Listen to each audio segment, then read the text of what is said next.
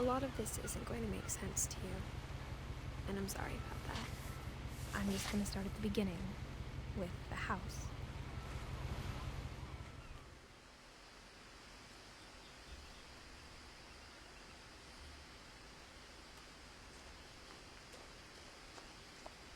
I'm walking slowly. I lived here until I was 11, but I wasn't allowed inside half the rooms.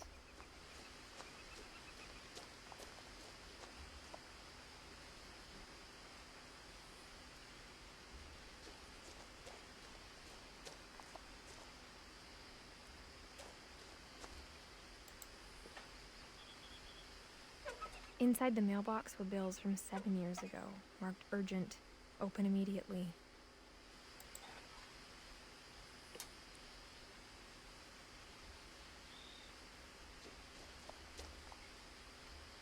I hadn't been back since my brother Lewis's funeral.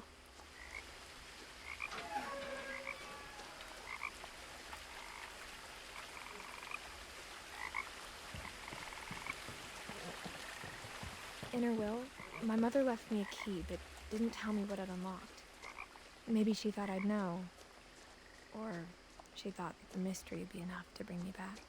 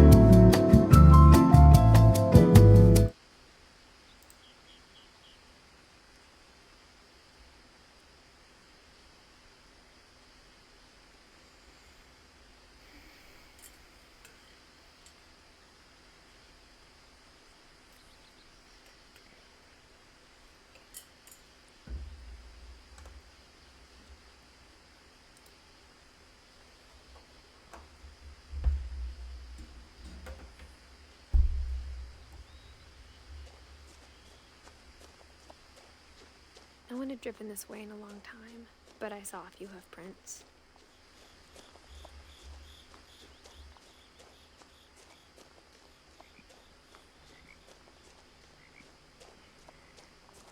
Theo.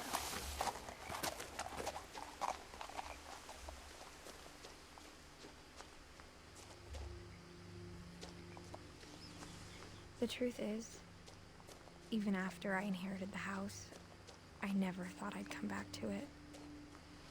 But now I had questions about my family that only the house knew the answers to.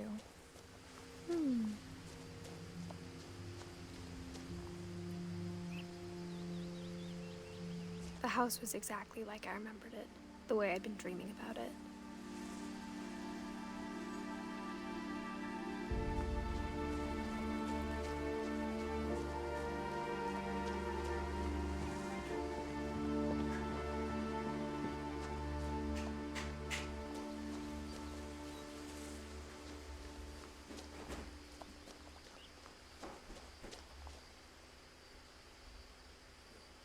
Love you.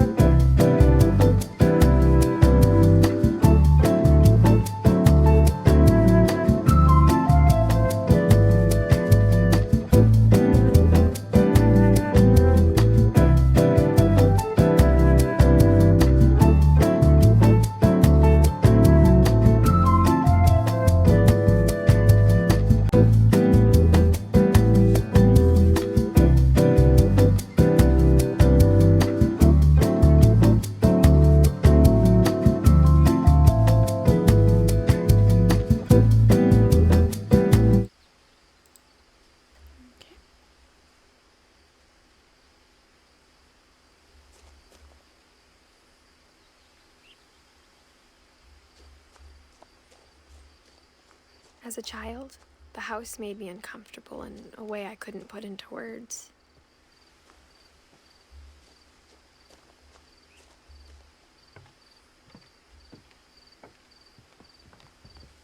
Now, as a 17-year-old, I knew exactly what those words were.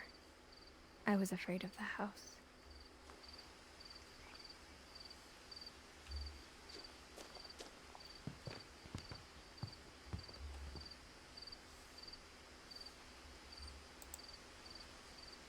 I hoped the key might unlock the front door. It didn't.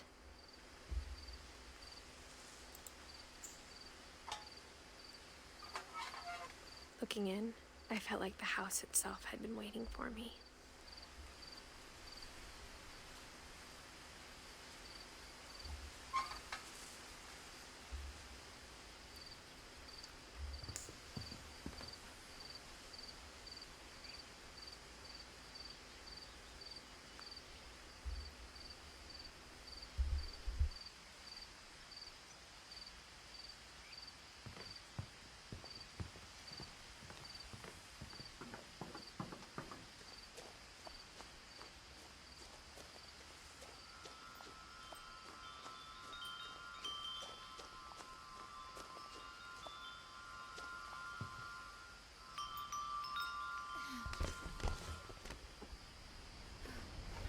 Crawling through the doggy door used to be a lot easier when I was 11.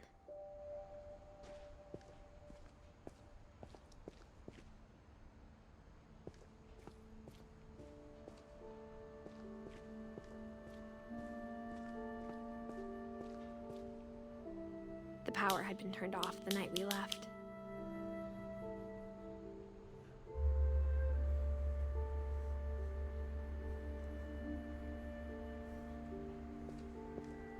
For the first time in years, I felt like I was home.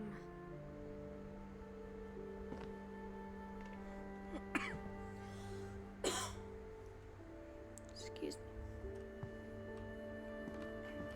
But instead of a family, there were just memories of one.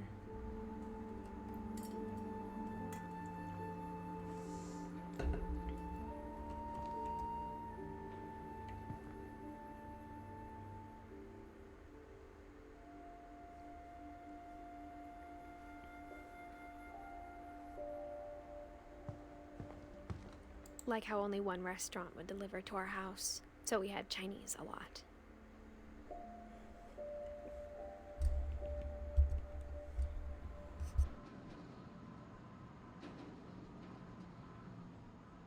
Or how after Lewis started working at the cannery, we all got sick of eating salmon. Except our cat, Molly.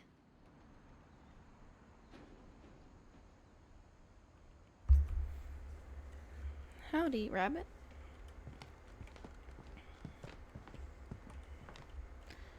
Long time no see. How have you been?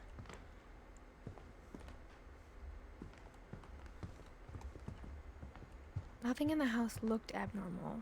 There was just too much of it, like a smile with too many teeth.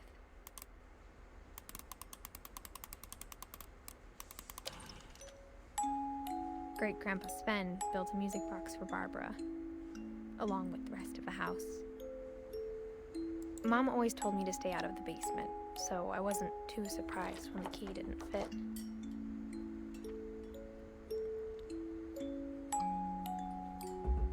Happy New Year. That's good. It always feels like this time of year and last year busy.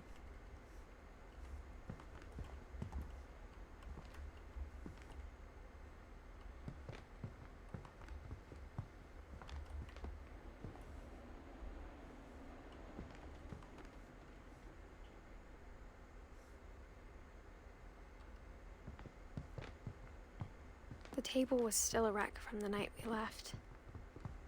It was like a bomb had gone off, killing everyone but sparing my mom was the only one of us who could imagine Great-Grandma Edie living in a nursing home.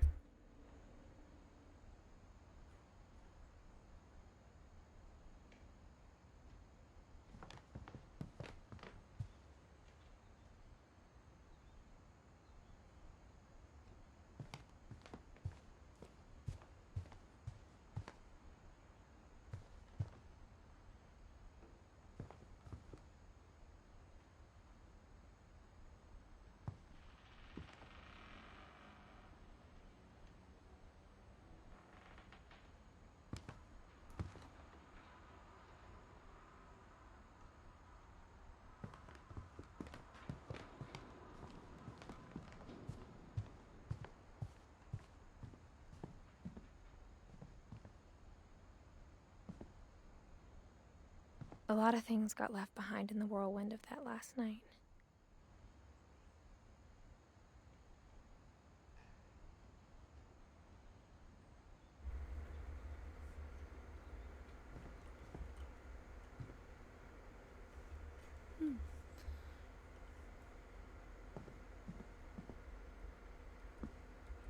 After Milton disappeared, Mom sealed up all the bedrooms.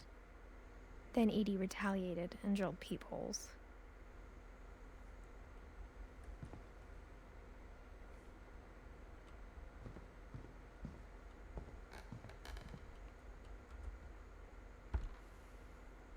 Molly always seemed like a girl I could imagine being friends with, if she hadn't died in 1947.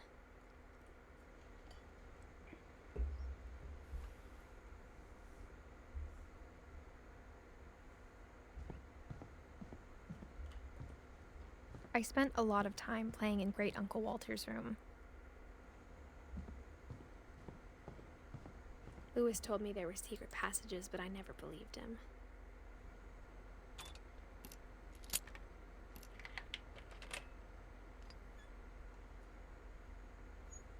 Turns out, my mom was really good at keeping secrets.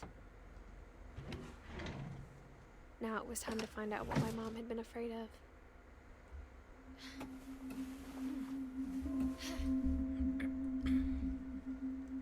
From the paintings on the wall, it was clear my brother Milton had been here before me.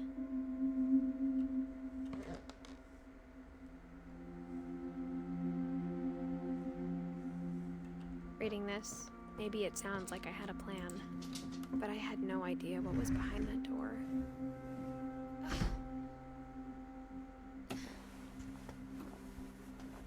Just like I had no idea where all this was gonna lead.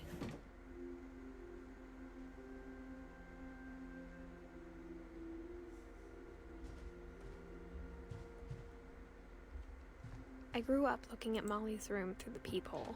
Molly's gerbil had a tiny bedroom with its own even tinier gerbil cage.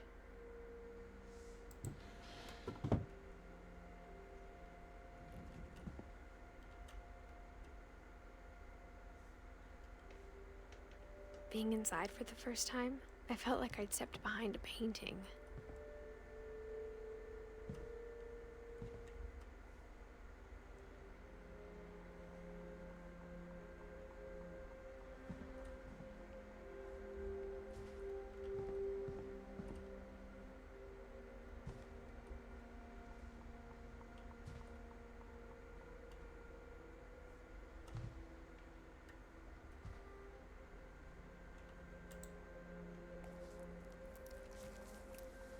December 13th, 1947.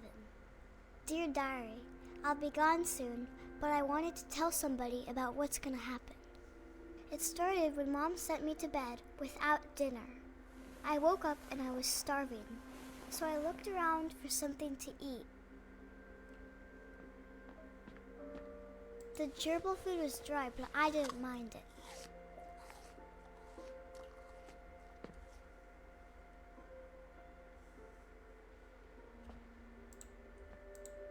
My Halloween candy was all gone.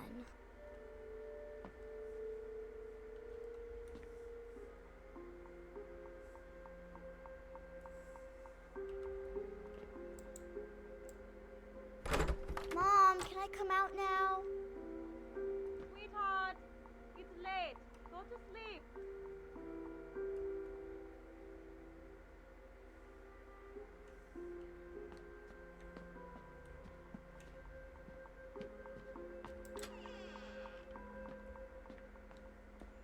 I kept eating and eating.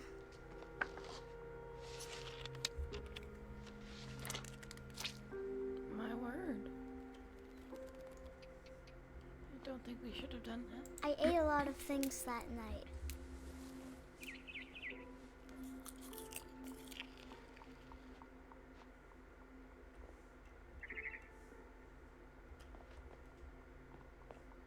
Then I heard chirping outside my window. It was a barn swallow going back to her nest. I reached out for her.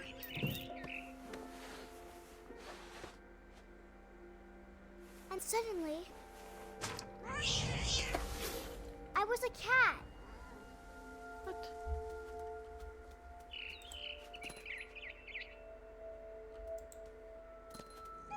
I tried to be quiet, but the bird was really scared.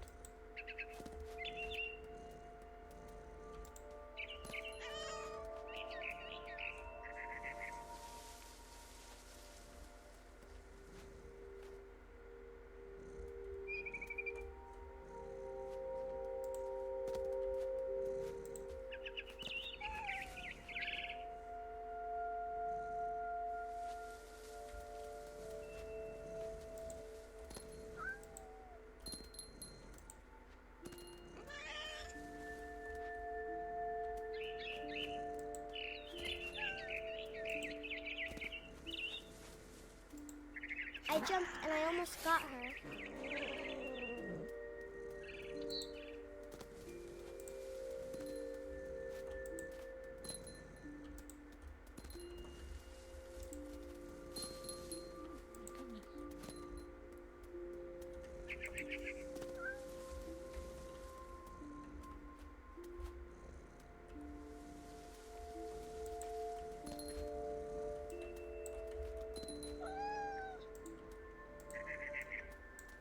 I could tell she was getting really tired.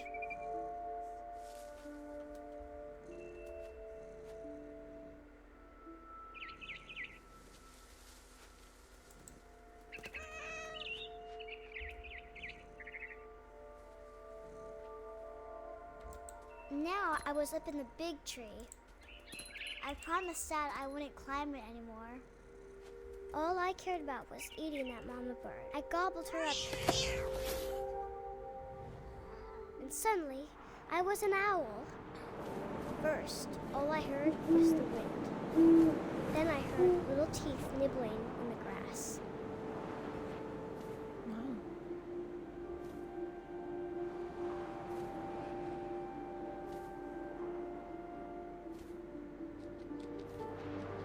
Rabbits.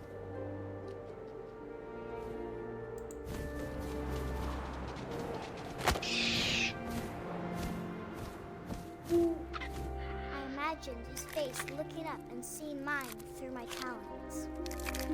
I swallowed him up, and I didn't chew one bit. Then I flew off to find something bigger.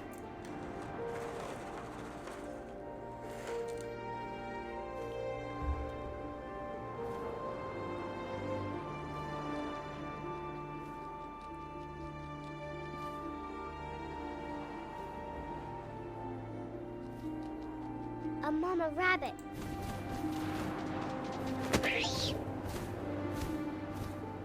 She was almost too big to carry. I started choking, but I couldn't stop eating. And suddenly, I was a shark.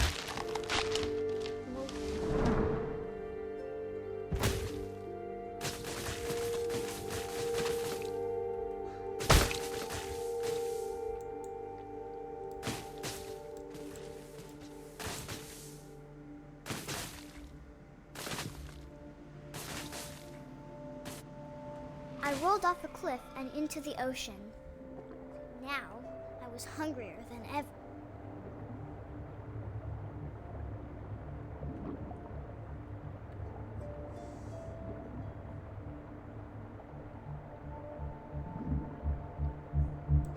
I wanted fat, juicy seals.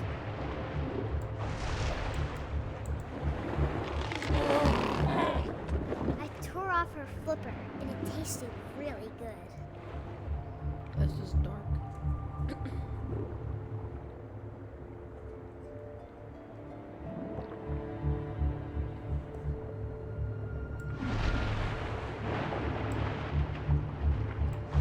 grabbed on tight. But I was so hungry, I jumped out of the water. When I opened my eyes, everything had changed.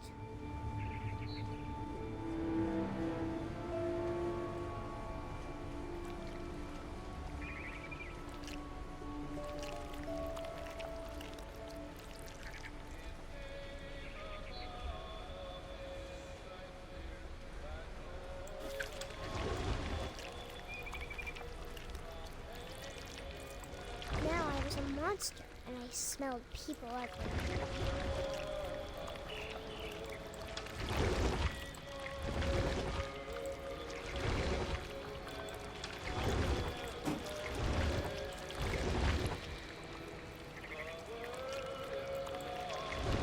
I was big, but I moved real quiet.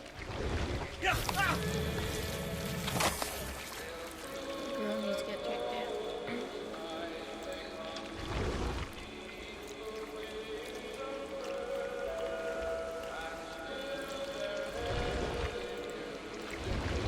I wanted to stop, but also I didn't.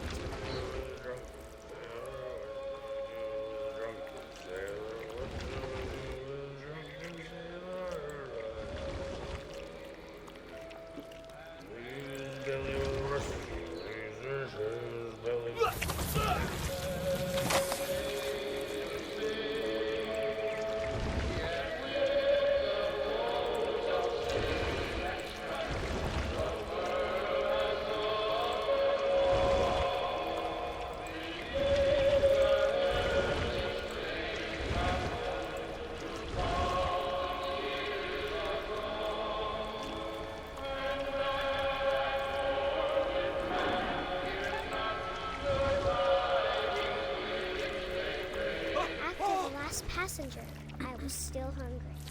And across the water, I smelled something new. Something I had to have, so I swam towards it.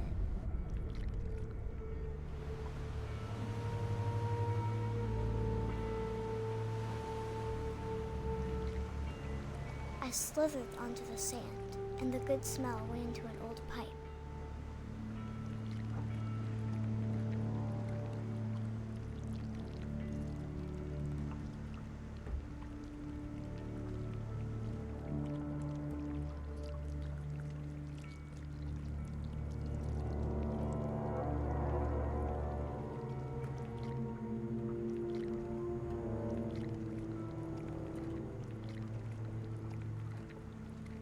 I got closer and closer.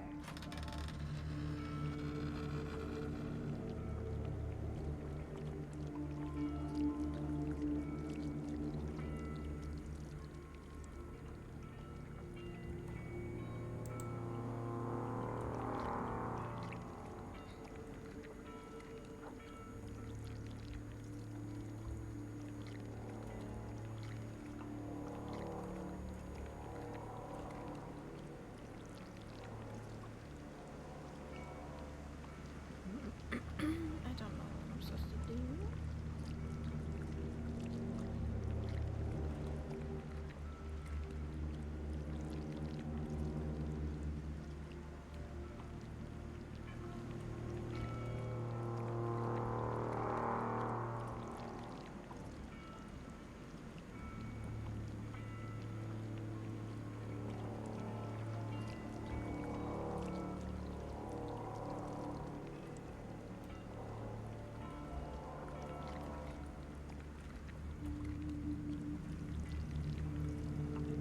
All my stomach started growling. And suddenly, I was me again. I held my breath for a long time, but I couldn't hear anything. I think it's waiting for me to fall asleep. But it's not going to wait much longer. It needs to feed, and we both know I will be delicious. What in the world? No, thank you.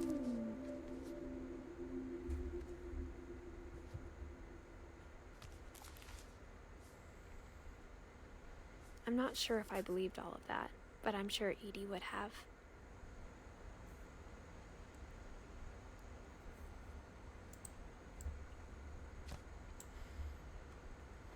I got the sense Edie had spent a lot of time here, before my mom sealed the doors.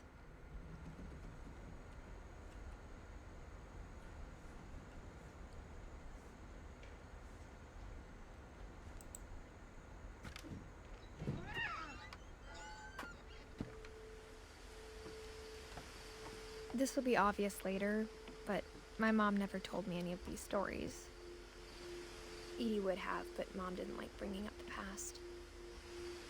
Though, when we adopted a stray kitten, she was the one who named it Molly.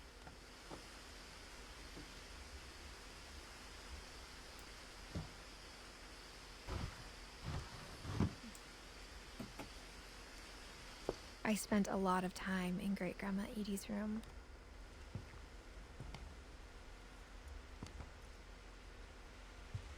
Edie knit me a new pair of gloves every year, just in time to replace the old ones. Louis died a week before we left, but Edie had already started to memorialize him.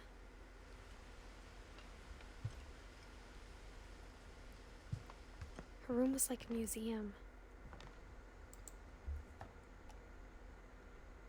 For 500 years, the Finches have been famous throughout Norway for their fortune and misfortune.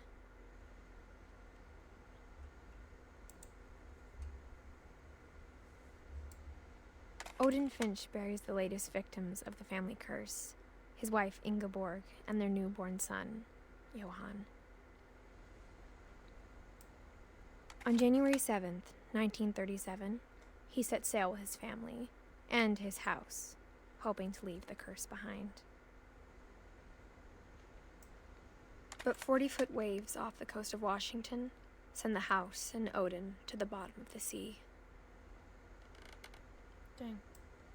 Odin's daughter Edie, with husband Sven and baby Molly, step ashore on their new home, Orcas Island. Odin Finch is the first to be buried in the new family cemetery. His daughter Edie is already dreaming of a new Finch house.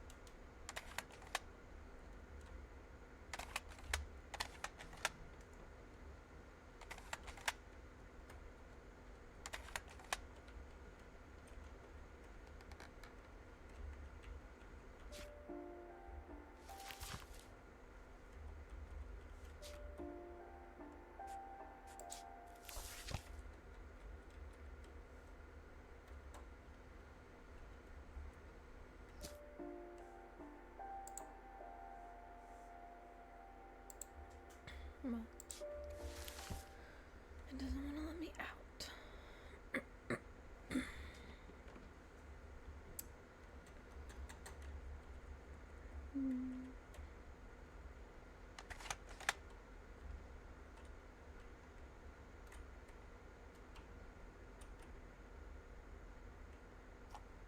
There we go. Whatever's wrong with this family, it goes back a long ways.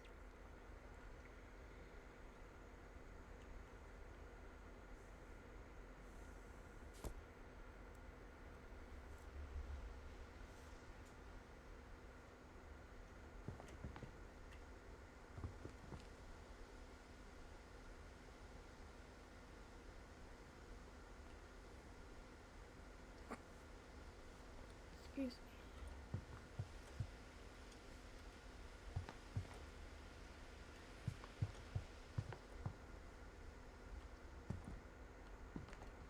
Even in her 90s, sometimes Edie seemed a lot younger than my mother.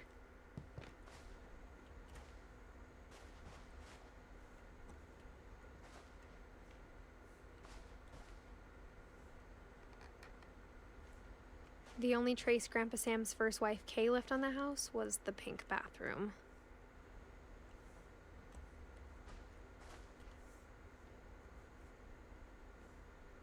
It was a pretty big trace.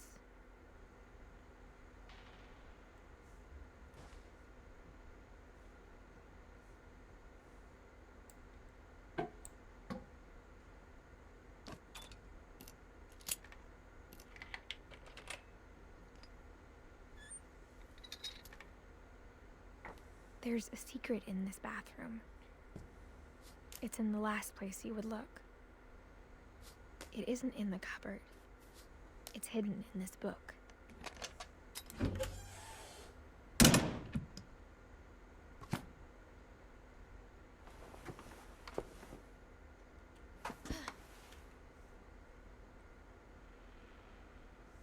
Sven gave Sam an old camera he'd refurbished. He never put it down.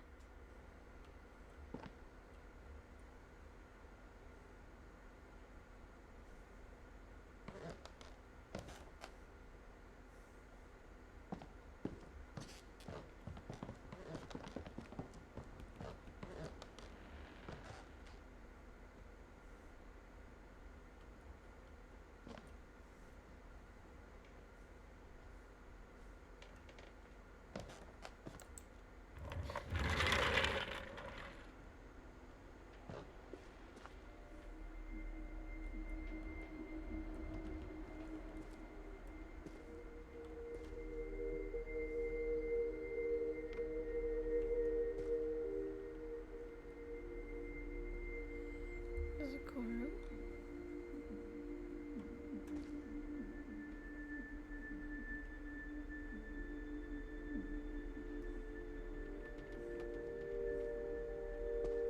I knew Grandpa Sam had a twin.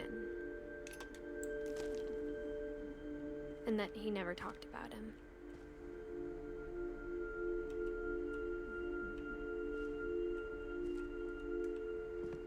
I guess my grandpa didn't like history any more than my mom did.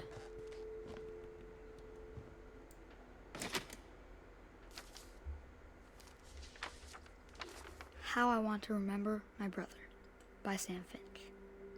The thing I remember is that when he made up his mind, that was it.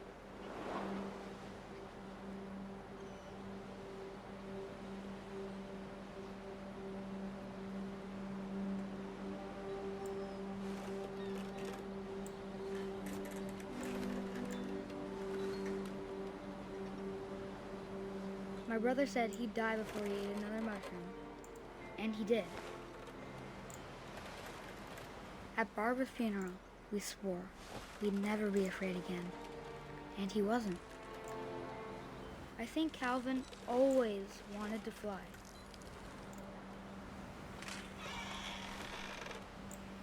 Sam! Calvin! Dinner's ready! Coming! But that day, he finally made up his mind to do it. I told him going around was impossible. Maybe if I hadn't said that, Calvin! I'm not gonna tell you again! maybe if the wind hadn't picked up, then maybe he'd still be here. But I doubt it. I think he'd already made up his mind. That's what I want to remember about my brother.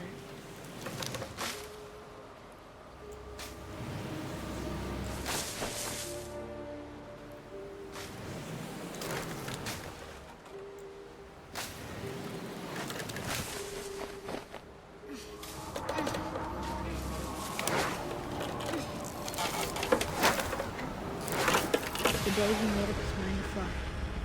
And he did.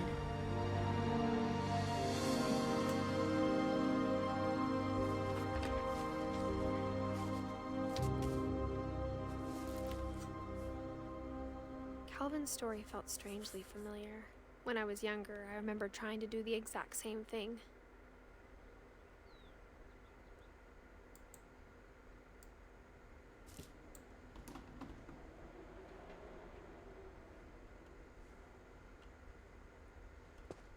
After the funeral, Edie roped off Calvin's half of the room.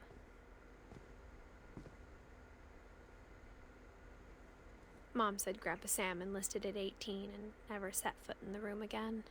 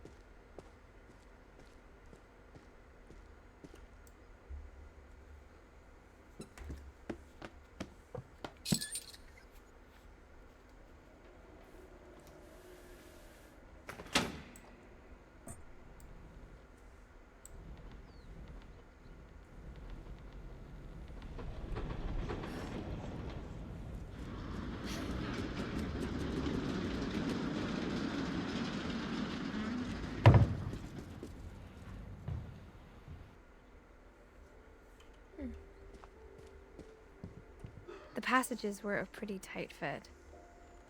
They'd obviously been built for smaller hands and bellies.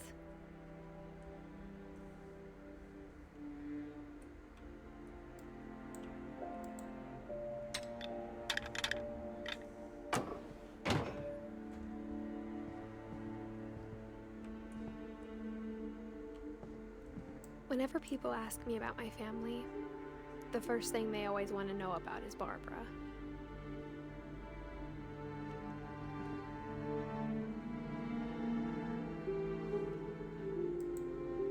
Edie's father, Odin, built the original house.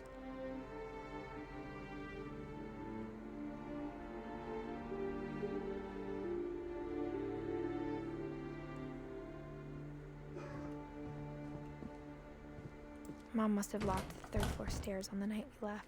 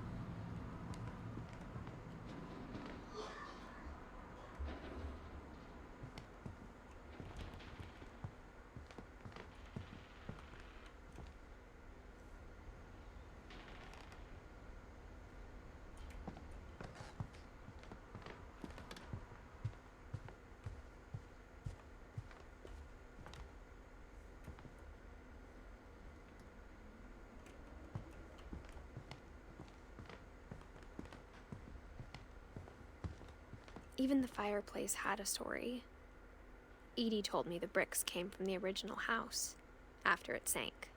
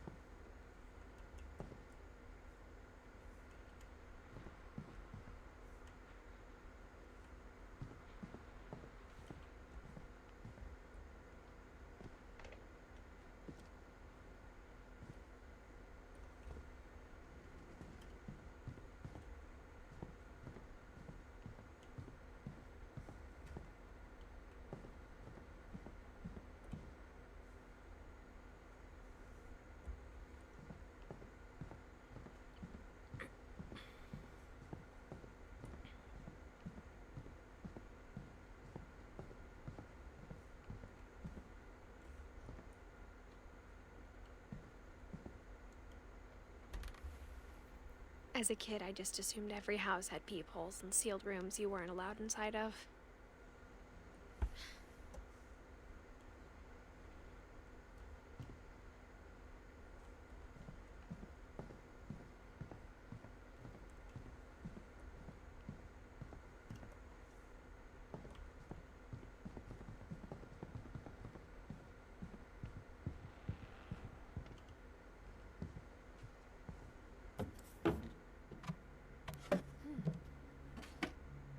Growing up, I always thought of Barbara as a child star.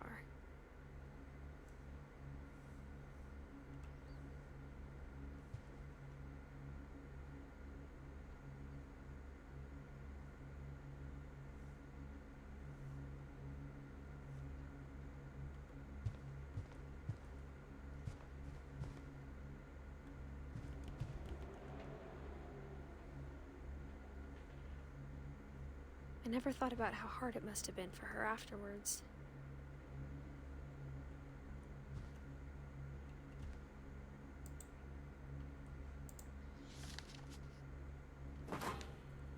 Of all the stories people wrote about Barbara's death, I'm surprised Edie saved this one.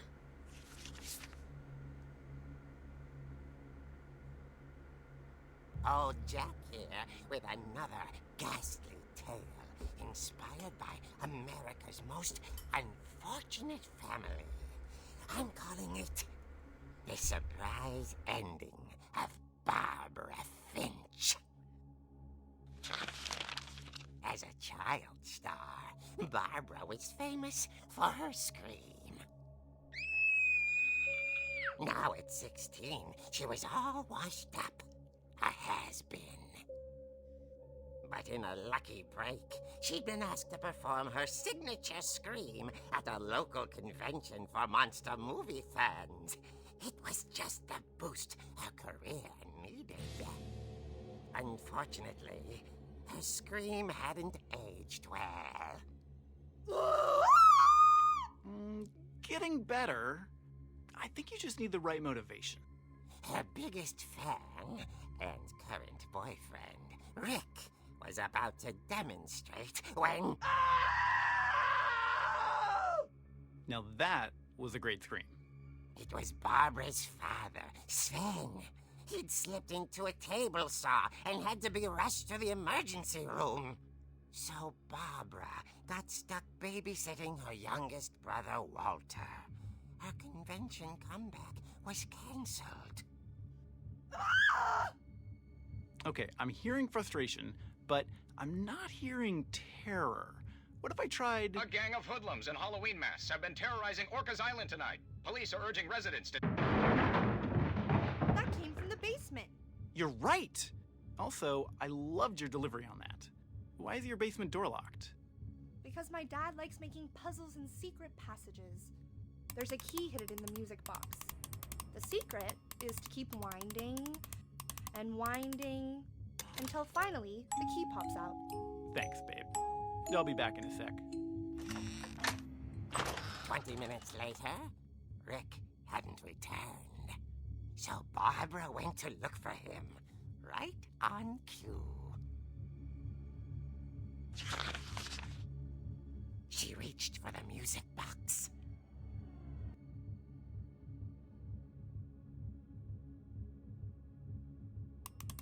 And as she wound the key, she listened for Rick, but the house was silent.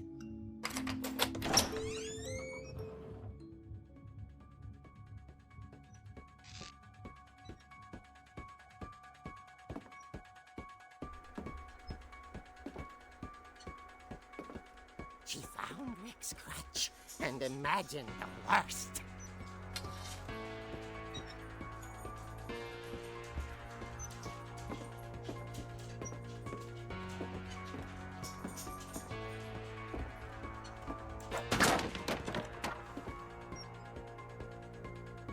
The gang's leader is the infamous Hookman killer, Dr. Carl Hamill, who impaled and then ate his family 10 years ago tonight.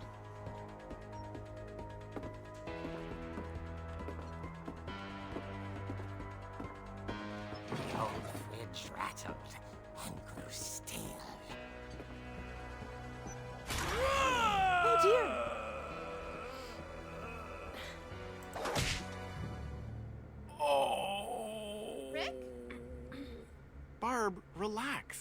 was just trying to scare you to help you find your scream. Well, I'm not scared, Rick. I'm furious. Then act furious. All I'm getting from you now is that you're hurt and confused and She threw him out, but she kept a little something to remember him by. Barb, have you seen my other crutch? And she was still holding it when she fell asleep watching the Late Late Picture Show. Hours later... Barbara! Walter, what's going on up there? Ah! Okay, I'm coming up, but if this is a trick, you're dead, Walter.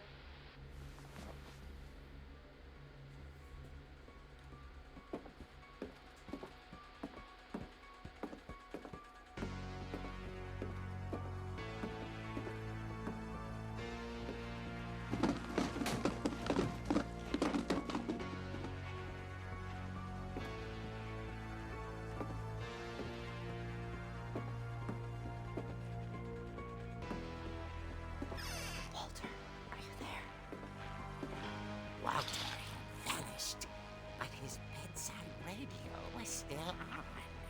Orcas Island police describe the man as 6 feet tall, with a steel hook for a hand. Residents are urged to lock all doors and windows and notify the police of any suspicious activity. Barbara turned, saw the hookman, and was speechless. He was quite smashing.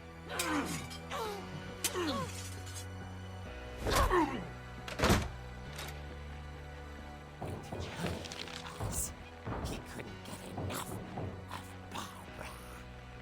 Okay, Barbara, there's gotta be another way out of here.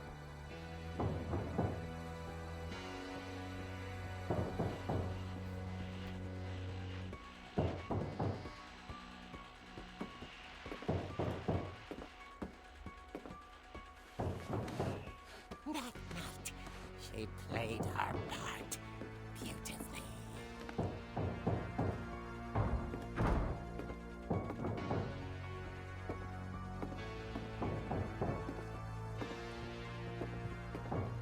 She thought about abandoning Walter, but just couldn't do it. Molly's door hadn't been opened in years. The hinges grow.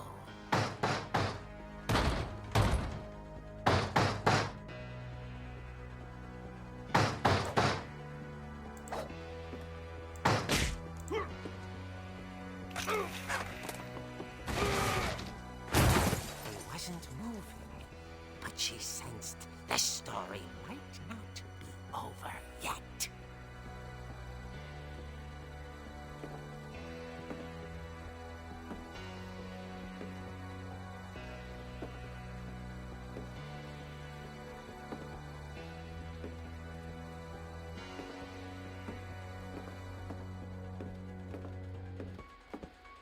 The hookman had vanished.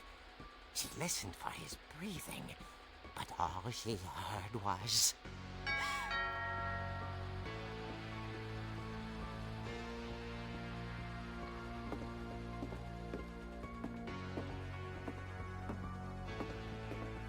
someone at the door was dying to speak to young Barbara. At the door, she heard whispering. It was coming from inside the house.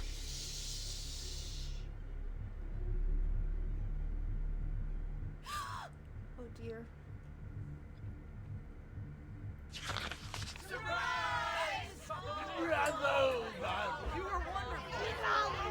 monsters had come to surprise her. For Barbara, it was a dream come true. Then she saw what kind of monsters they were, and she realized what was about to happen. She was going to be famous. And with her final breath, Barbara Finch gave the performance of her life.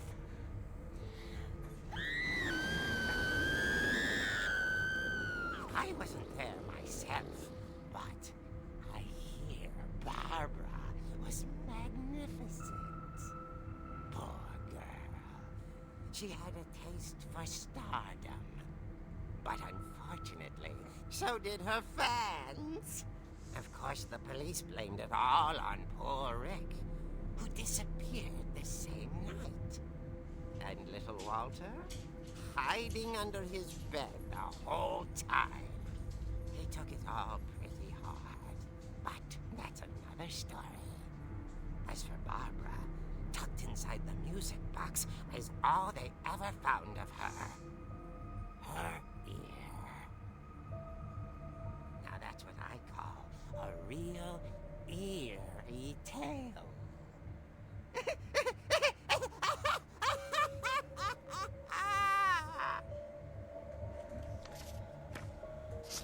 That's old.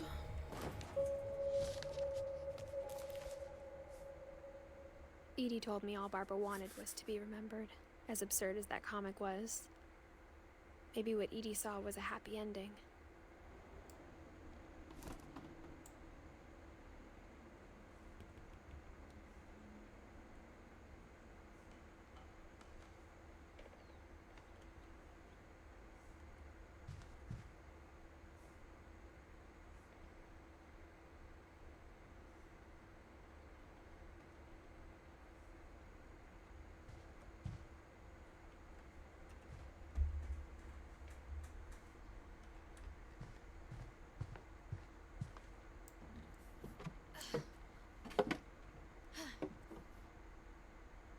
I guess now I know why Mom didn't like me playing with the music box.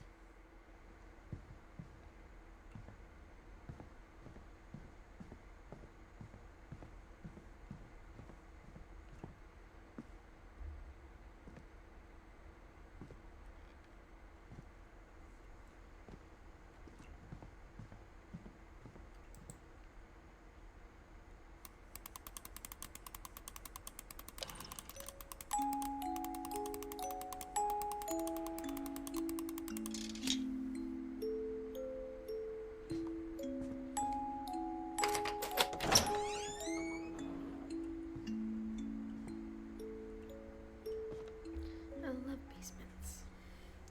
They're not creepy at all.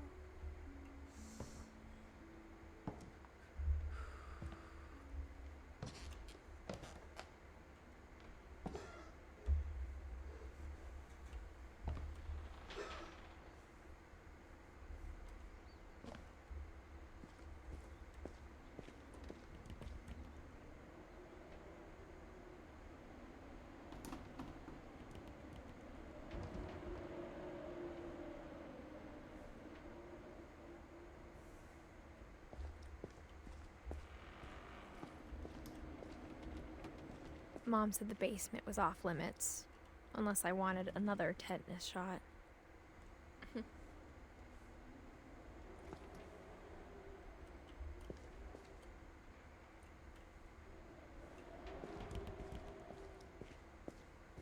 I saw Edie sneak down to the basement once, carrying packages.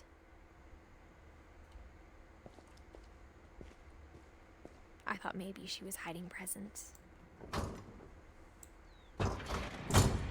It turned out she was hiding a lot more than that.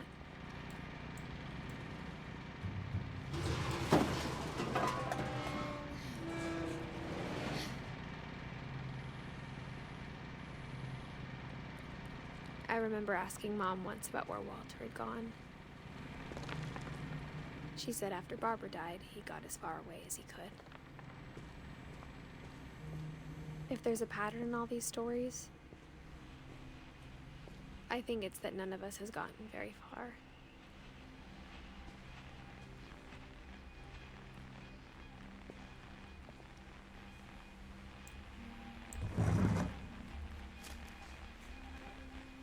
Goodbye, everyone.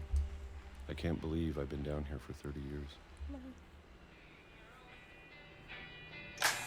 On that first day, after the shaking started, I didn't think I'd survive a week.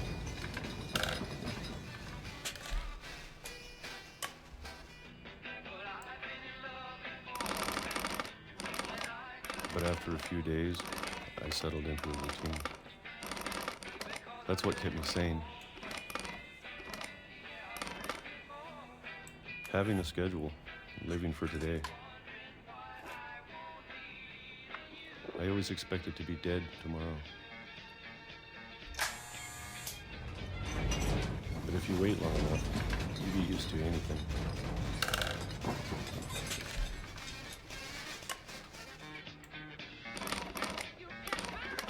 Even a monster on the other side of the door starts to feel normal. Almost friendly.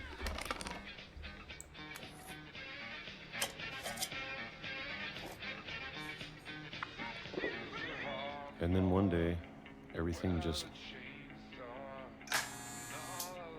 stopped. Whatever that thing was, it was gone. Maybe it got tired of waiting. Or maybe I just got tired of being afraid.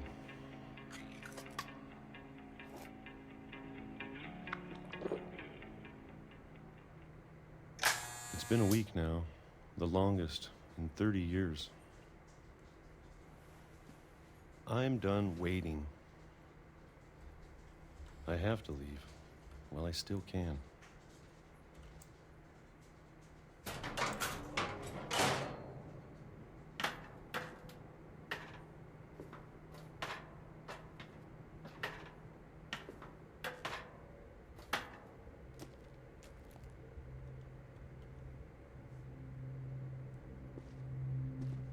I know it's out there somewhere. Whatever killed Barbara and Molly and Calvin.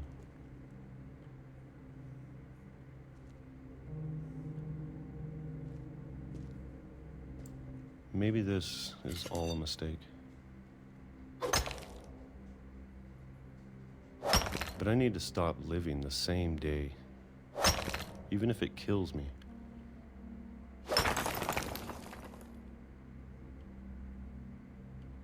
Whatever's out there, I want you to know I'm ready for it. I'm going to appreciate all of it, especially the food. I don't mind if I only have a year left, or a month, or a single week. I'd be happy with one more day. I can already imagine the sun on my face. My goodness.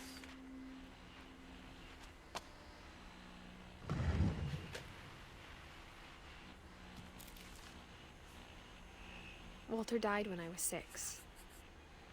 I can't believe my mom never told me he was down here.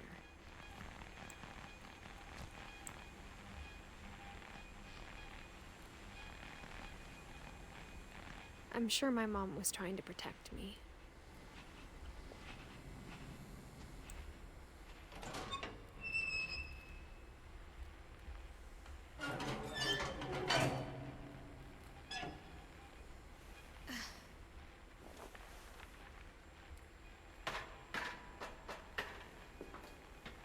Maybe she was afraid I'd end up like Walter.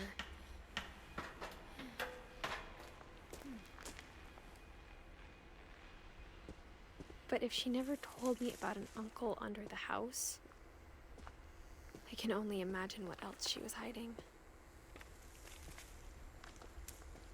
I don't want to make the same mistakes she made.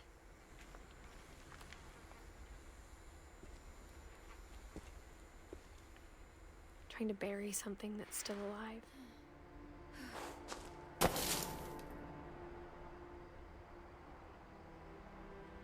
Now that there's only one of us left, or maybe 2, I thought it was time I heard the stories for myself and found out what happened to everyone else. But now I'm worried the stories themselves might be the problem. Maybe we believed so much in a family curse, we made it real.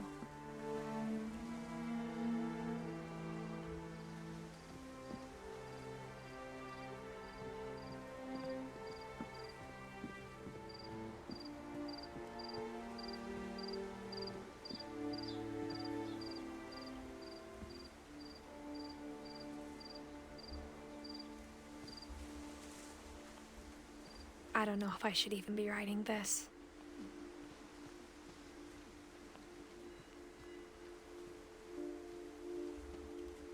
Maybe it'd be better if all this just died with me.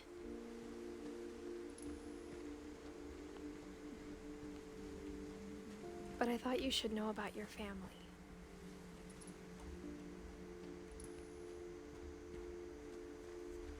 And the history you're a part of.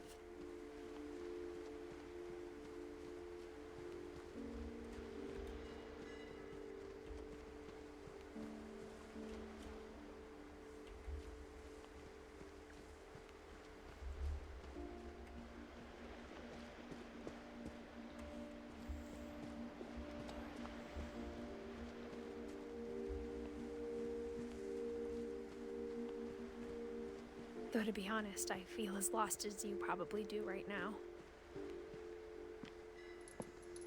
I think the people in these stories believed them, for what that's worth.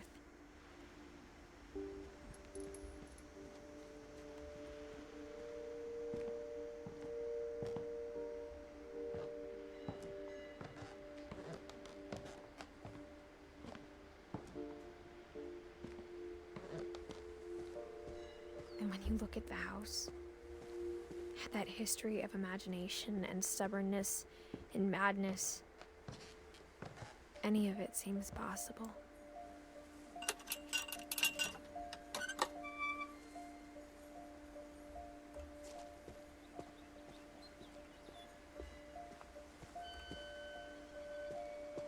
I think we've been surrounded by death for so long, we've just gotten used to it.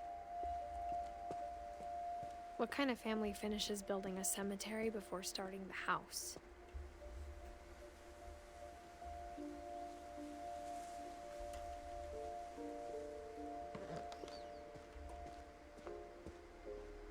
It's embarrassing for me to admit this, but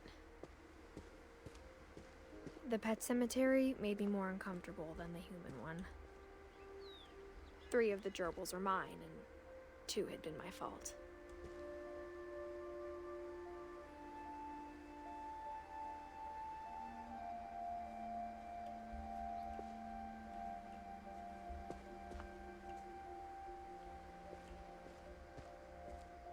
Sven built the house, but it was Edith who designed the cemetery.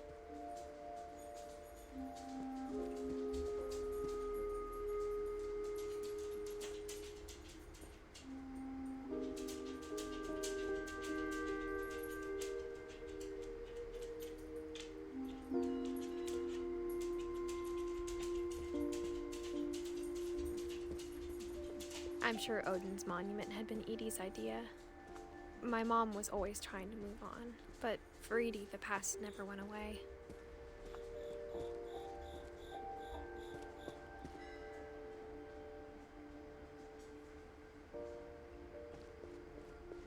She could see it poking out of the water at low tide.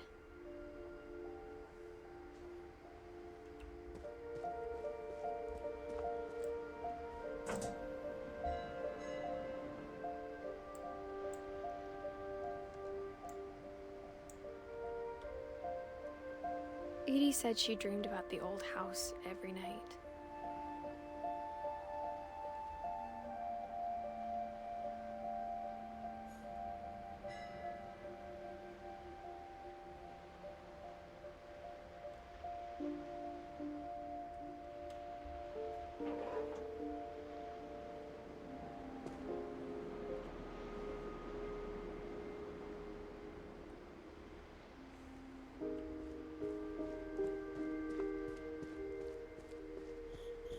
Edie's side was always easier for me to understand. But the older I get, the more I can see where my mom was coming from. Her dad had been pretty strict, but it wasn't enough to save her brothers. She was just trying to do better.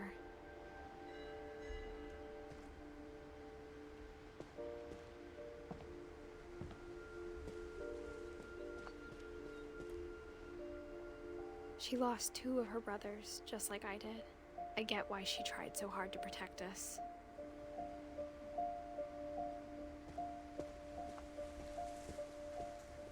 There's so many things I wish I could ask my mom now. Part of me thinks this is what she wanted all along. For me to come back someday and find everything out for myself.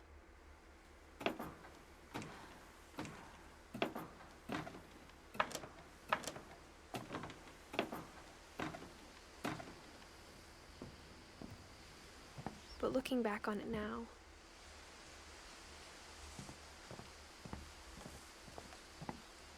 if she told me there was going to be so much climbing,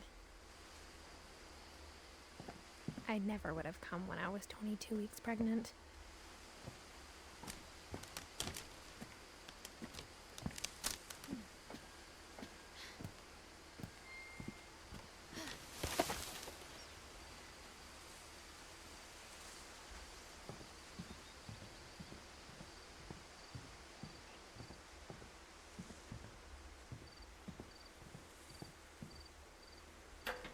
I never met Grandpa Sam, but I think he and my mom had a lot in common.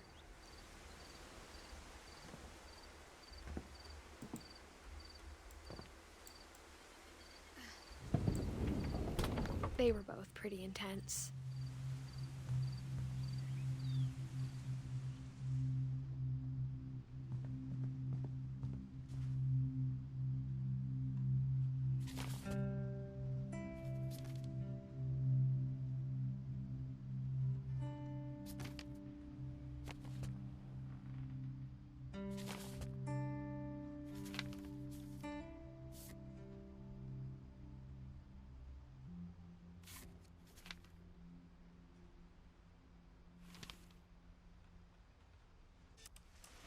Dawn, I promise, you'll never forget this weekend. Yes, sir. These memories are gonna last a lifetime. Hmm? Am I gonna have to shoot anything? It's a hunting trip, Dawn. Shooting is strongly encouraged. Shouldn't we be leaving? Just want to get a shot of you, Dawn, then we can take off.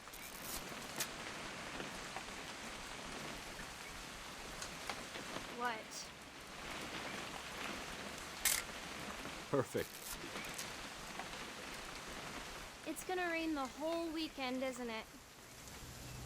I will never forget this weekend, Dad. Okay, got it. I'm gonna take some pictures, okay?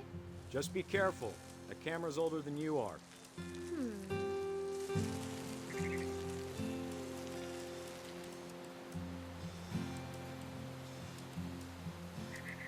Definitely should not have drunk all that coffee.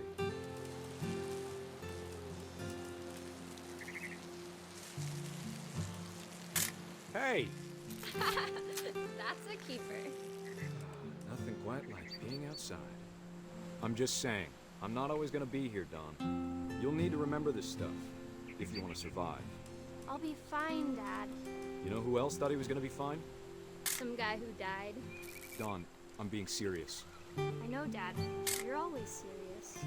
Doesn't being out here make you want to chill out? Well, to tell you the truth, I haven't been out here in 20 years.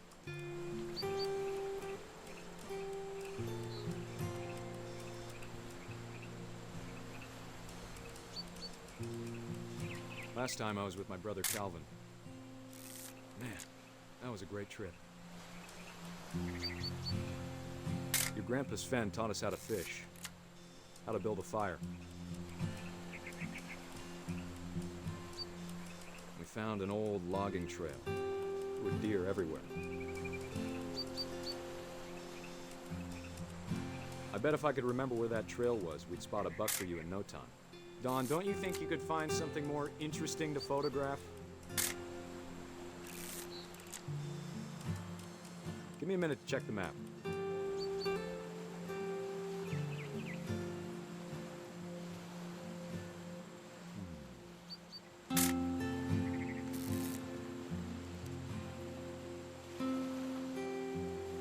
Let's see.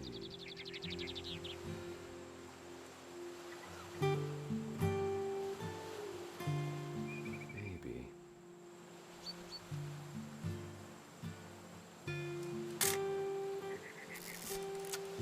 Was it?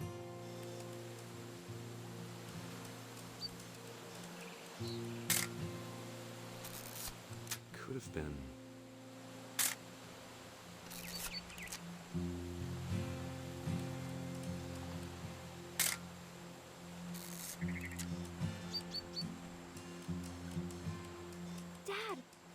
eyes, Don.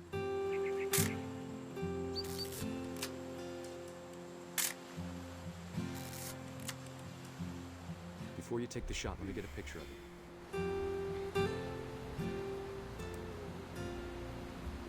Hello.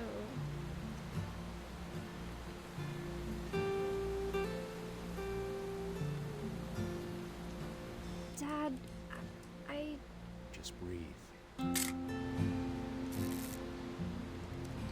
me get behind you. Do I have to do this? Don, you don't have to do anything. But if you want to survive, you'll need to be strong. Great shot, Don!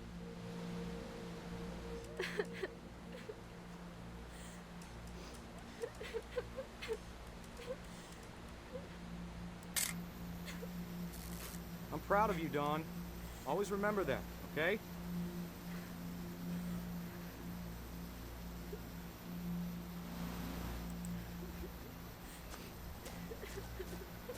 Sorry, Don. Just gotta reset the timer.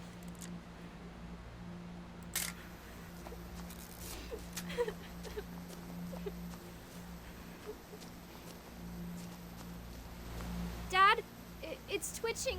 I think That's it's totally normal, Don. Just focus on the camera. Try This not is to my pick first it time up. playing. Oh my goodness. My first time playing this game.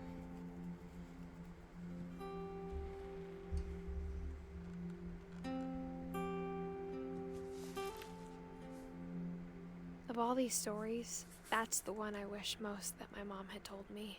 It's been interesting.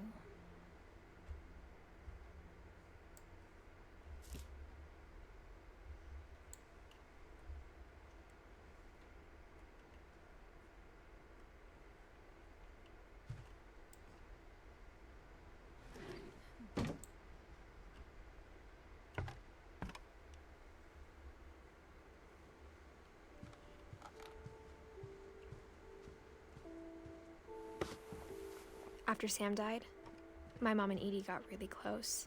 They'd both lost a lot.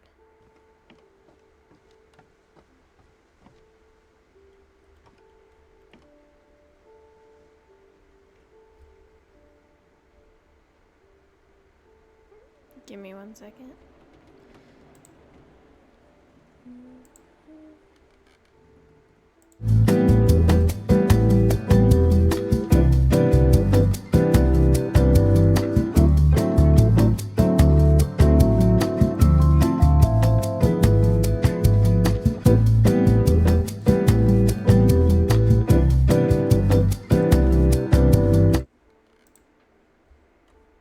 Maybe that's better. My mic is also pretty far from my face.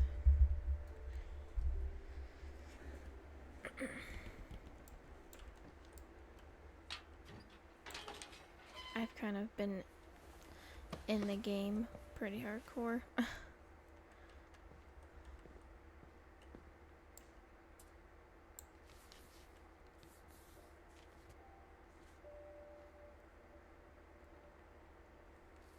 Dear Kay, do you remember the way Gregory used to laugh when he thought he was alone? Like something funny was happening, but only he could see it.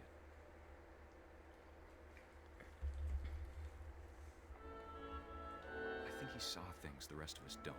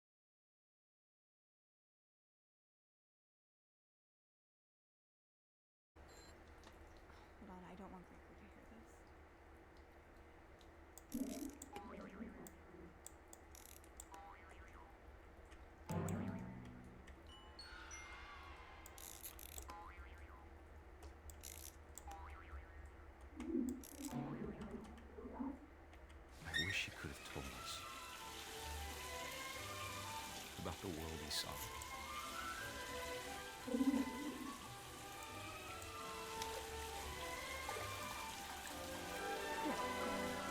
There's so much I don't understand about Gregory, about everything.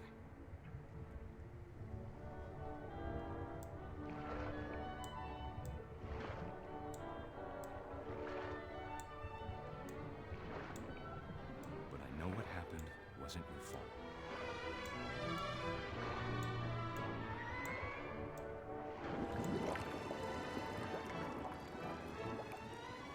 I'm sure he's happy. And he'd want you to be happy too. Good luck, Kay. Love, Sam. That was sad.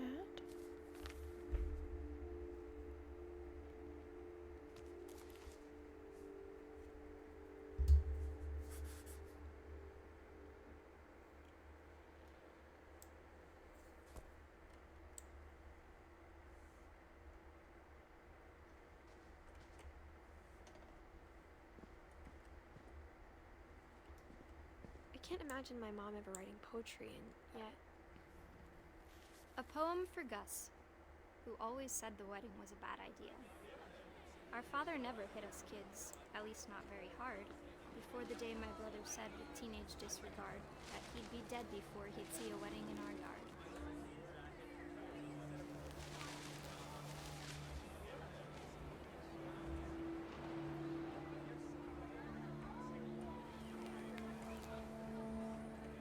My father made him come, of course, but Gus stood far apart, just flew his kite and bottled up the storm inside his heart.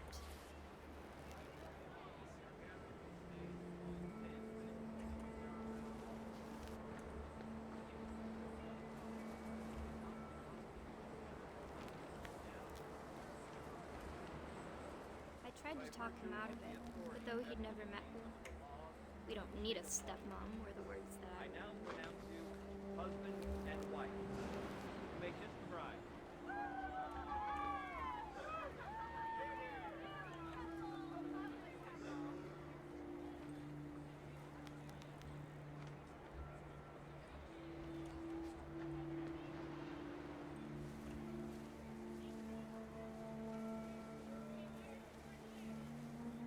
When the time for photos came, Dad ordered him to come here. But Gus declined, and as a sign held up his middle finger.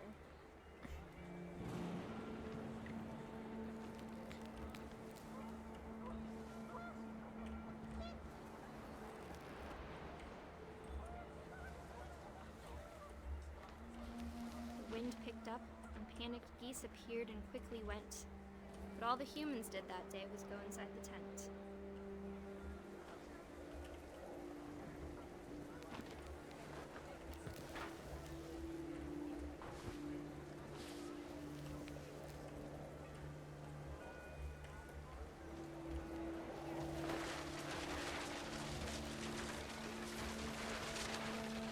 The rain came down in buckets then, but no one seemed afraid that nature might destroy the tent our dad had crudely made.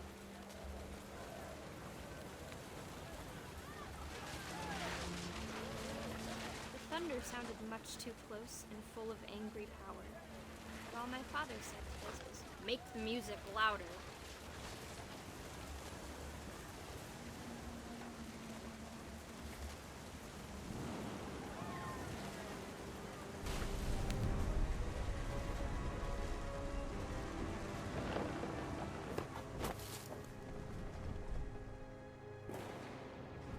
I wish that I could truly say I thought about you on that day. Out there on the beach alone, just you, the wind, the sea, and foam. But I didn't. Until we found you.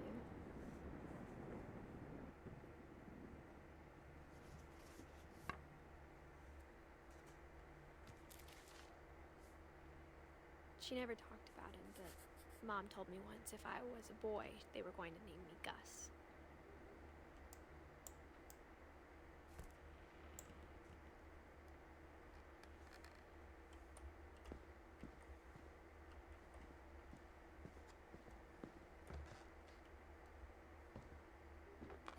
My mom moved up to the loft after her brothers died. At the time, it was as far away as she could get.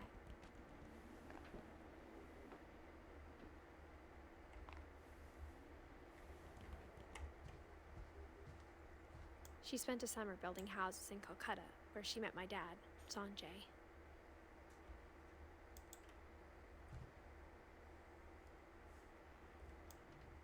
My mom moved to India a week after graduation and got a job teaching English. Louis was born a year later.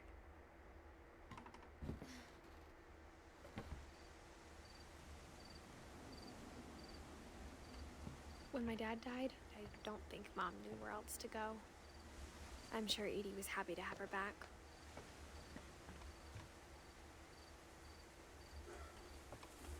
The house had to get a little bigger, but Edie was used to that. And for a while, things were good. Almost normal.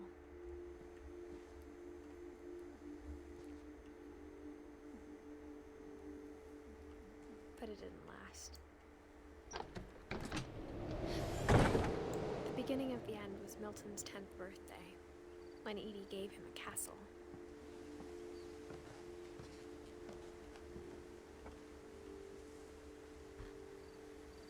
After Milton disappeared, the only thing he left behind was a room full of paintings.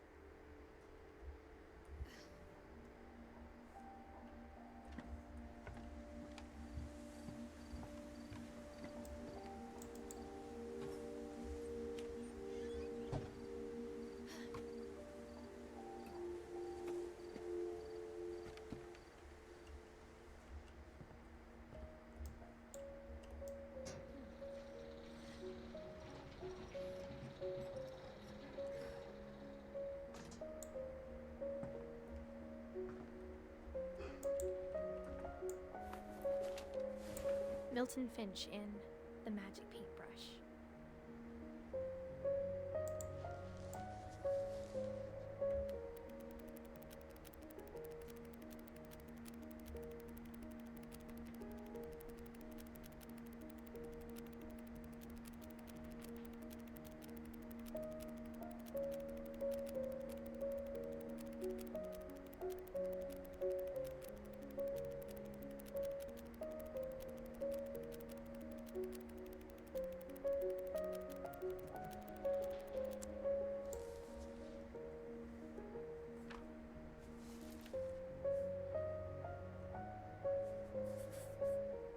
I was 4 when Milton disappeared.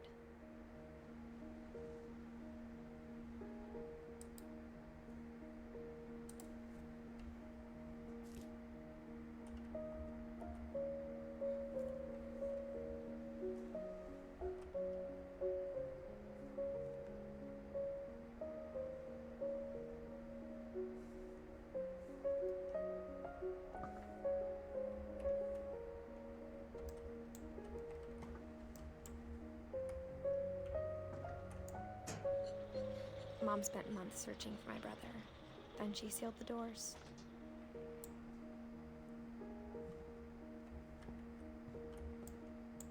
Whatever Milton had found in the house, Mom didn't want it getting out.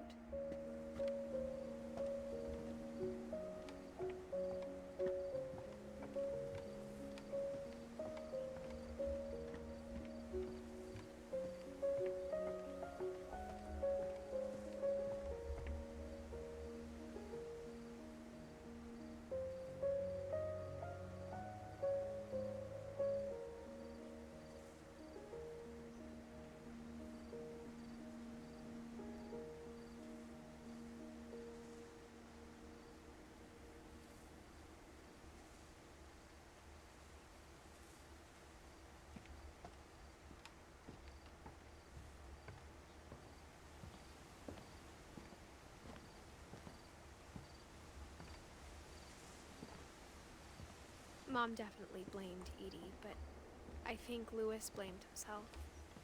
After he graduated, he just spent more and more time in his room, until Mom got him a job at the cannery.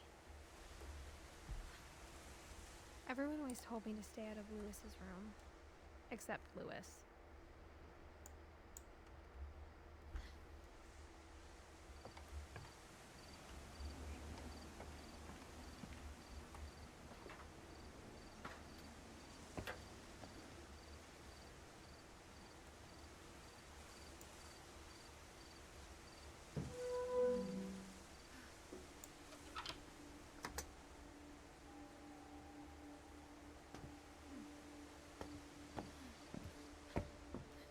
Lewis's room smelled very, very familiar. That part of him lived on.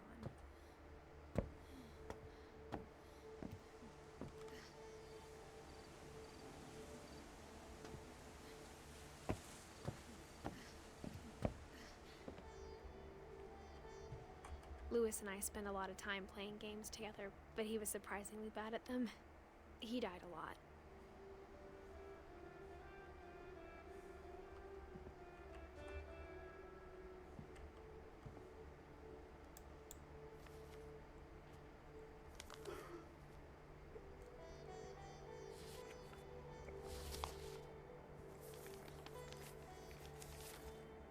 Dear Mrs. Finch, as Lewis's psychiatrist, I can understand your desire for an explanation.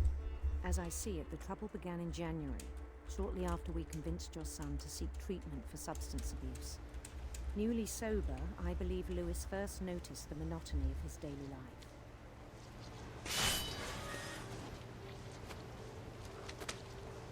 He kept working at the cannery, but he withdrew part of himself. In our sessions, I saw the same behavior. His mind began to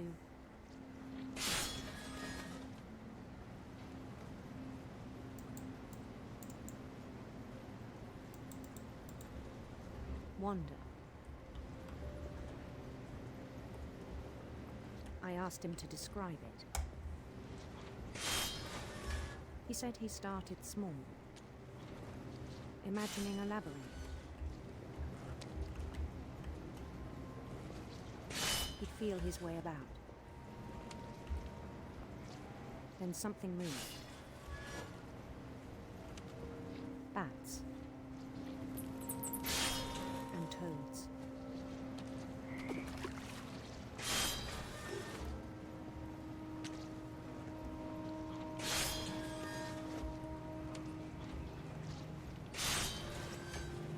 And things that have not names. He knew it was all in his head.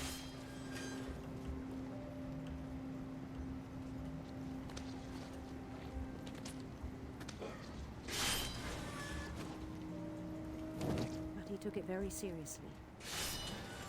I had hoped he'd find himself.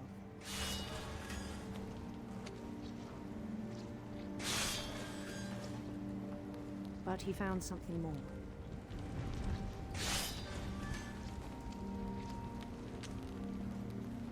I worried about him then.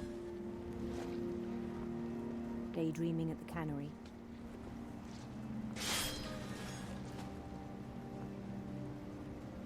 I spoke with his boss.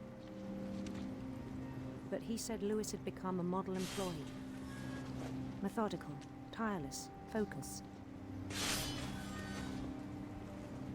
Like a whole new Lewis. So I let him go on.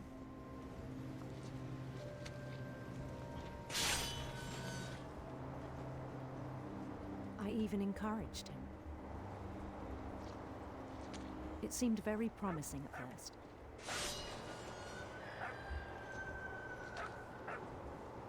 He told me he'd made a new friend.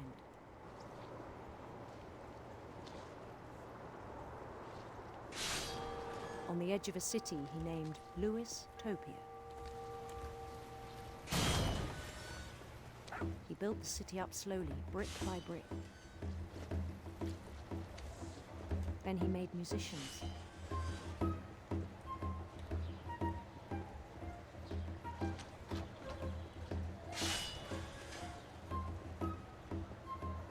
And songs for them to play.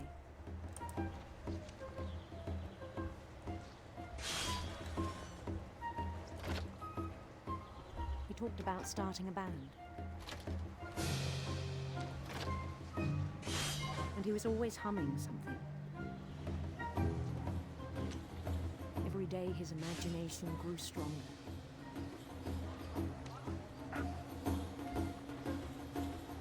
He no longer spoke at the cannery. But his chopping was as reliable as ever. Then one day it struck him that all the cheering crowds even the stones under his feet, were all in his imagination, so he could do whatever he wished.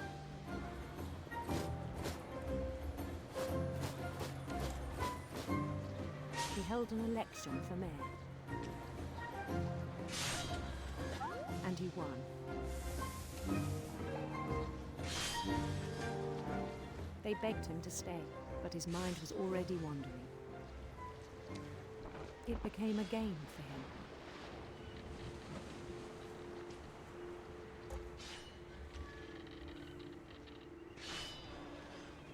He'd conquer a city, then immediately push on. New Louisville.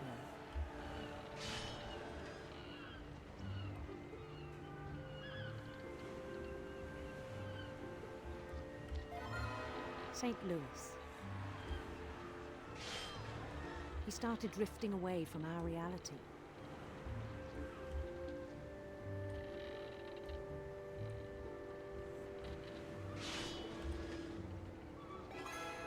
Minneapolis. Until one day he forgot to go home from the cannery. Even as his mother pleaded with him, part of Louis kept sailing on.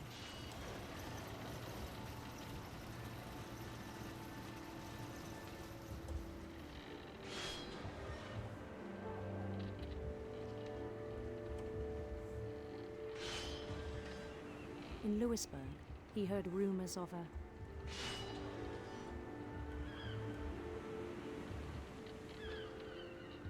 handsome queen.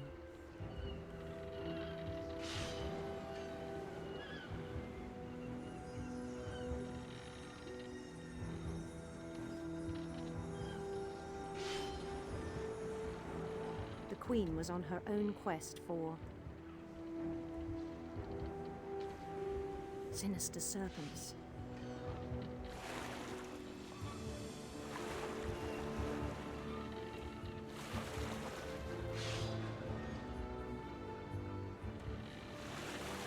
He followed the sound of her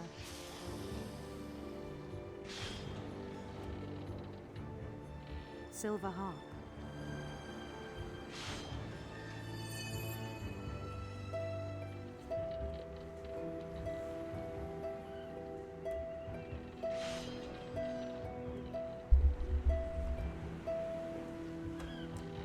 His chase led him to a golden palace east of the sun and west of the moon. Even then, his logic remained sound.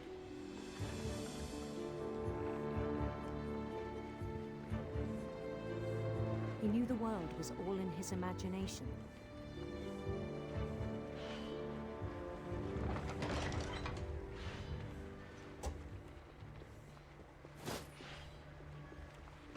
But he was so proud of having created it.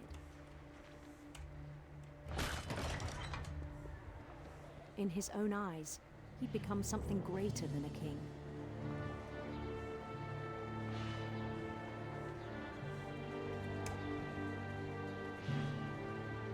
For someone who'd never known success in the real world, I think it was overwhelming.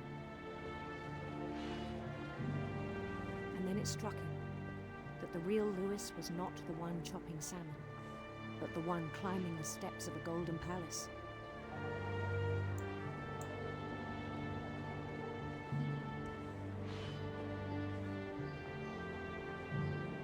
My imagination is as real as my body, he told me. It was hard to argue with him.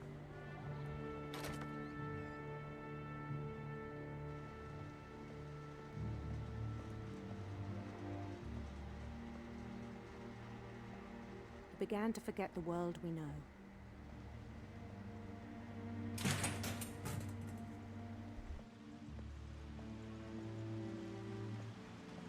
I think it pained him to remember Louis, the cannery worker.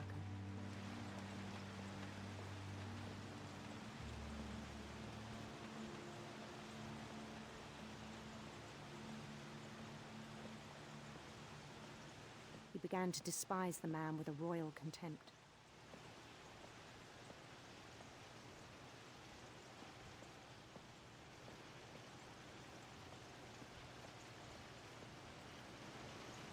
I still thought I could save him. Even after he said he was being crowned king over all the lands of wonder. The palace would be packed with his companions.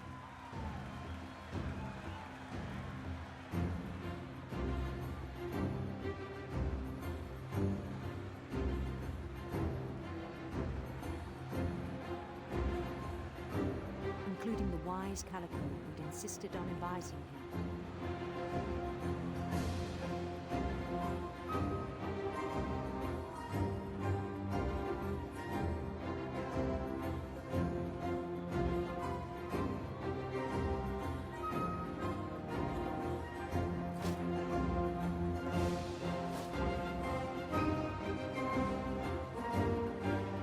His queen waited, holding his crown.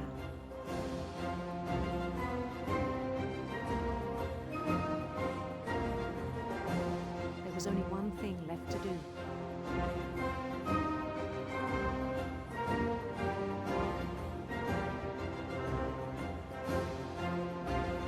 Bend down his head.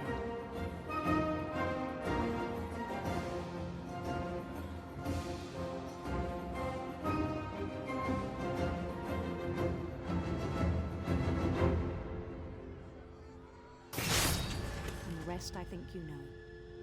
Mrs. Finch, your son was a kind man who will be missed by all of us who knew him.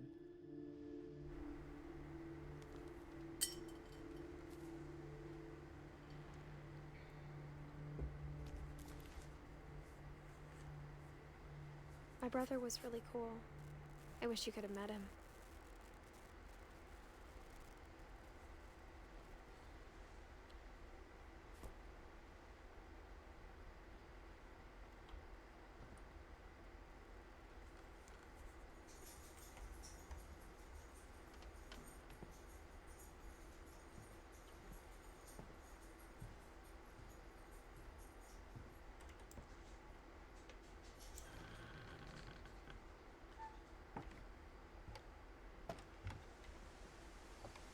On the way back from Lewis's funeral, my mom told me to start packing.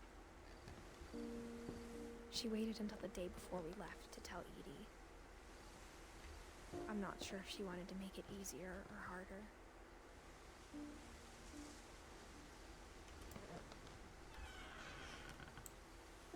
I wish we'd stayed.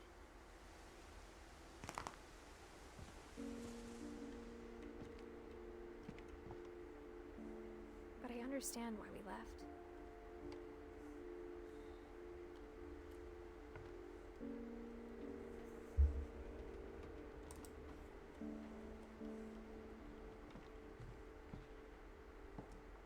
My mom ended up leaving everything behind.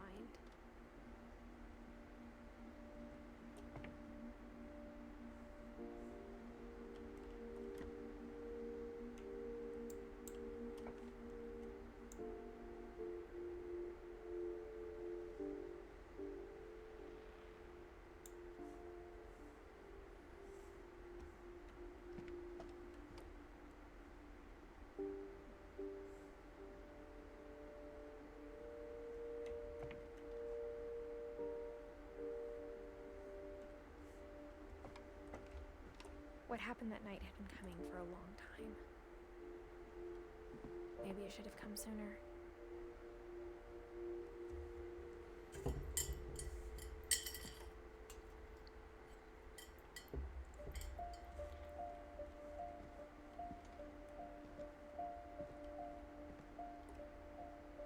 But it had to end one way or another.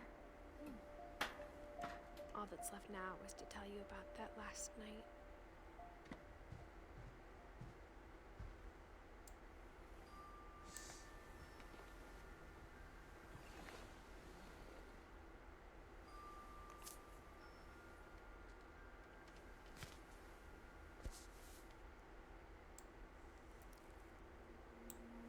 That whole last day, Edie just watched us pack and didn't say a word. Until supper, when she raised her glass and said, "To our final night together, and all our final nights apart." Grandma, you know what I said about alcohol. some of your medications are very Edith, specific. I left a present for you in the hallway. Why don't you go open it? The grown-ups have to argue now. I'm sorry, you're right. We're all leaving tomorrow. Let's just enjoy our last... I'm not leaving. Edith, you're excused.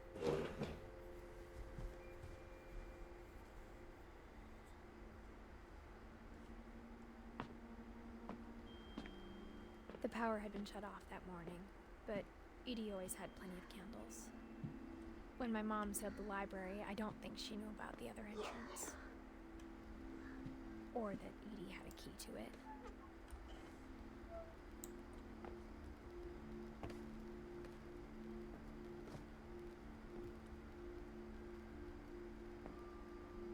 That thing you're afraid of isn't going to end when you leave the house.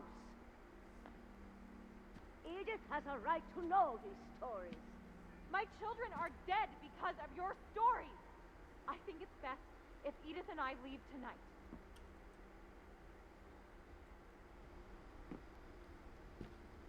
We'll have the nursing home send a van for you in the morning. Okay?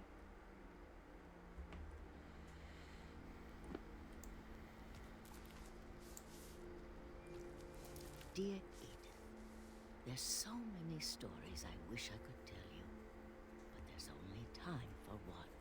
This is about what happened on the night you were born.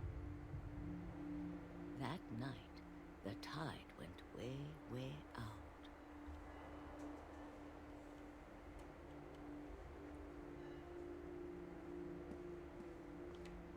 It was the first and last time I ever saw the old house aground.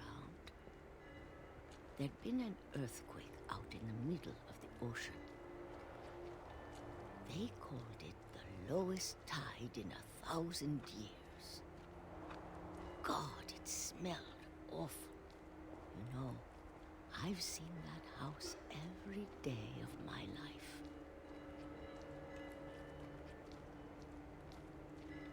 But I never thought I'd go back to it.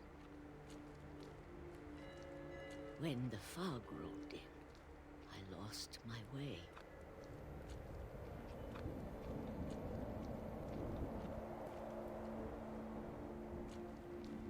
I got turned around.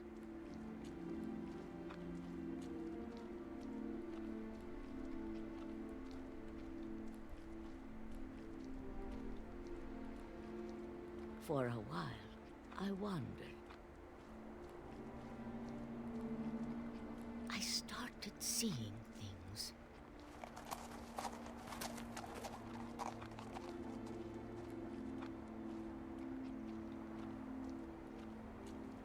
Things I'd forgotten had ever existed.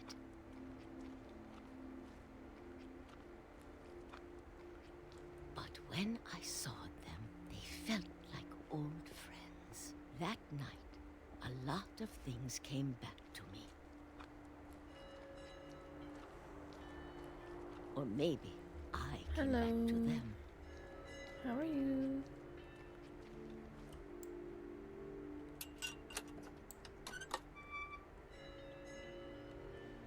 Things I can't explain, but that I need you to try and... Edith, what are you doing in here?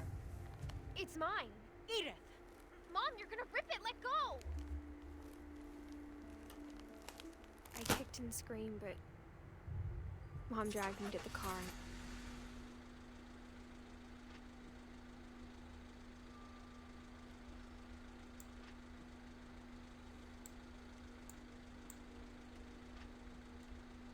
I never saw Great Grandma Edie again. The next morning, the band came to pick her up, but she was already gone. After that, we moved around a lot.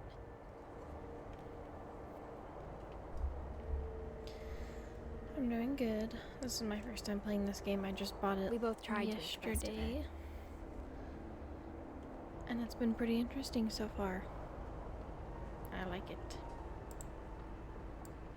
A few years went by.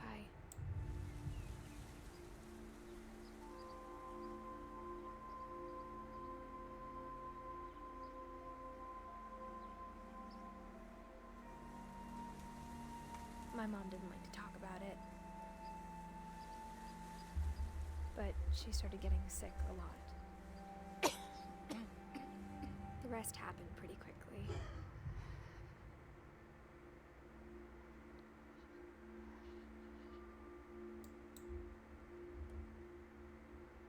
She got better for a while, and then she didn't. And then I was alone. Yes, it is. Some of the Last stories are Finch like, left alive. whoa, but very interesting. Until I found out about you. I've been engulfed. I'm still not sure what to tell you about all this. If we lived forever, maybe we'd have time to understand things. But as it is, I think the best we can do is try to open our eyes. And appreciate how strange and brief all of this is.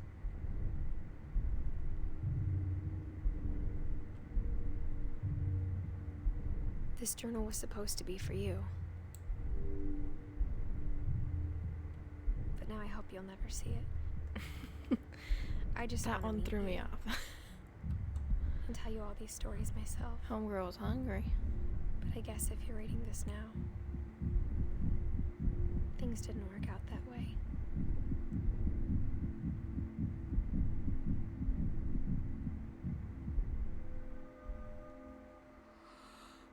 This is where your story begins. I'm sorry I won't be there to see it. It's a lot to ask, but I don't want you to be sad that I'm gone. I want you to be amazed that any of us ever had a chance to be here at all. Good luck.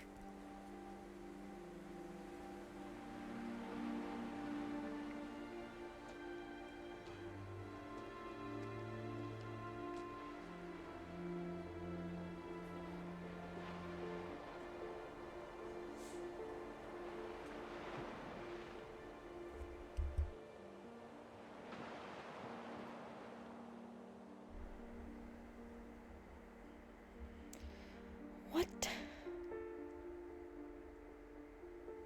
What?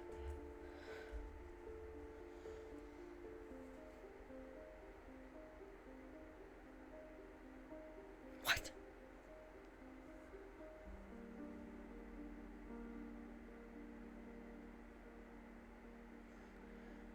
Wow.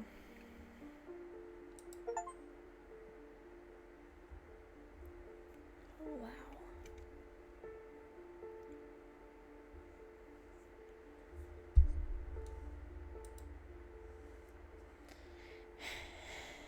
I don't like that.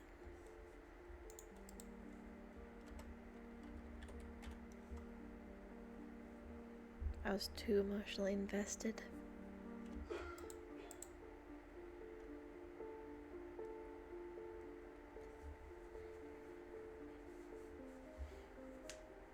No, I was definitely 10-10.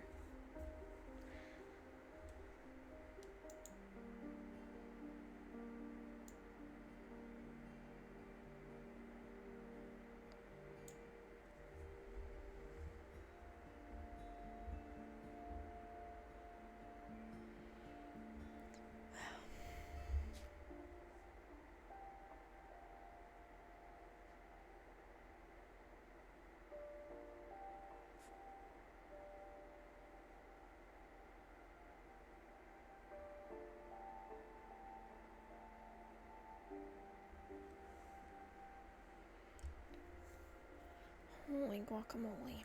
Well, I will be right back.